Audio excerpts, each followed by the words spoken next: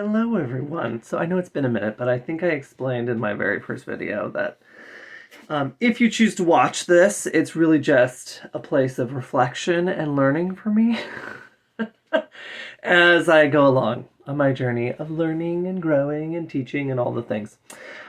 So just a quick update for anybody who really cares. So I started my PhD journey at Johns Hopkins. It was lovely. It was amazing. I loved it. And then I realized, I just don't think I'm in the right program. I could share a whole other video about that, but anyways. So I transferred to Oregon State University into their human development program. Took a year in the program, was doing stats. Again. Three times doing stats. And then after that was done, I had another epiphany, which was, while I may be a research practitioner, I really am like a practitioner who also likes research. And I just realized that it was not moving me in the direction that I wanted to go. So I ultimately left the program. So right now what I'm doing is I'm really focusing on my practice.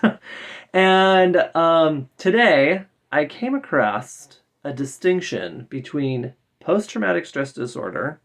We're going to talk about the DSM-5 here for a couple minutes. Post-traumatic stress disorder, which, let it marinate, give me a minute. We're talking about, I want to use diagnostic codes for anybody who's like watching this and they're like, oh, that was really helpful. Okay, so PTSD, diagnostic code F43.10, and it seems its sister diagnosis, acute stress disorder, diagnosis code F43.0. Okay, so these two disorders are highly related. And as I was looking at these two, because I was working on a case. So here are the first criteria for both of these. Post-traumatic stress disorder. Criteria A, exposure to actual or threatened death, serious injury, or sexual violence in one or more of the following ways. And then it outlines the ways. Okay. And if you want to know more about that, then go to the manual, go to the text. Acute stress disorder. Wait for it. Diagnostic criteria. A, exposure to actual or threatened death, serious injury, or sexual violence in one or more of the following ways. Outlined with 4 criteria. Guess what?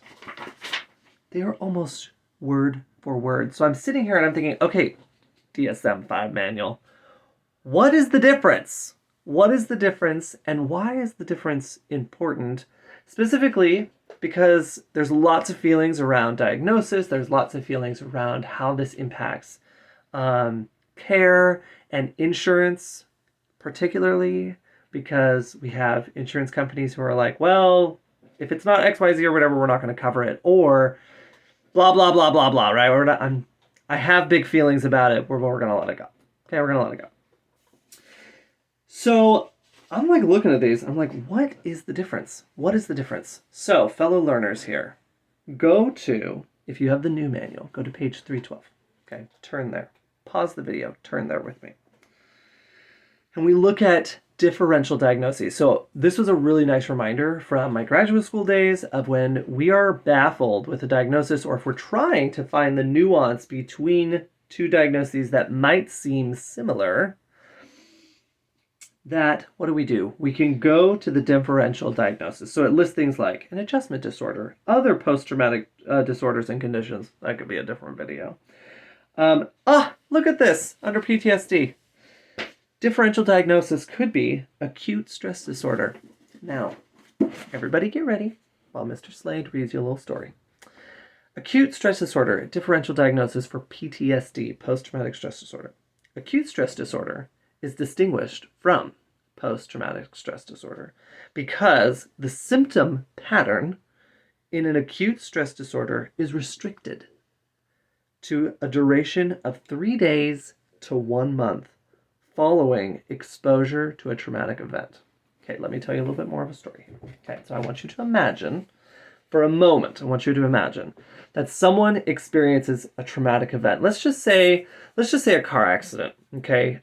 Just so it's a little bit more generic, and if you're watching this and you have experienced some sort of major trauma in your life, that we're not going to wake anything up too big here. Now, if you have been in a car accident and recently, my suggestion for you is that you probably don't watch this video, because if it starts heightening your system, then, and you don't have tools to bring that back down, then I would recommend stopping the video at this point.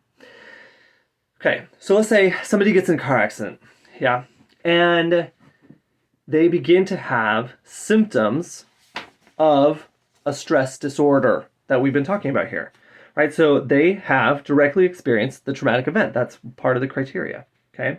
Perhaps they have recurrent and involuntary and intrusive and distressing memories of the traumatic event. Another diagnostic criteria, okay? But different, right? Different is that what they have found is that it's only, like, their symptomology only lasts about a month. And they're like, you know what, actually, I'm okay. Let's say that let's say that they, for whatever reason, had just some really lovely protective factors going on. That's not necessarily a determining factor for whether or not they have an acute distress disorder versus PTSD, but let's just say that they do. Okay. Right, like an acute stress disorder, right? Like just this very specific, very saturated stress disorder that is being captured in this like 3 days to 1 month post-traumatic event, okay? Versus PTSD, which lasts much longer than that. And, fun fact that maybe many of you already know, is that PTSD may not manifest until months later, okay? So that, I just felt like that was really important, a really important distinction in terms of like diagnostic, treatment care. While the way I serve that client or the way you serve them might be the same, perhaps we would work with them, using EMDR, or for, in my case, using somatic experiencing, or some other evidence-based, research-based trauma treatment modality. Whatever one we choose to use, we would find that it really is only presented. It's only presented within like that month range, yeah. Versus post-traumatic stress disorder, where we perhaps we're working with a longer period of time. Anyways, so if that's helpful for you, awesome. If you made it all the way here to minute 8, that's awesome too. If you have questions, if you have clarification, if you're like, Slade, you're missing something here, or you want to add to the conversation, please just send some comments. All right? Okay, thanks so much. Bye.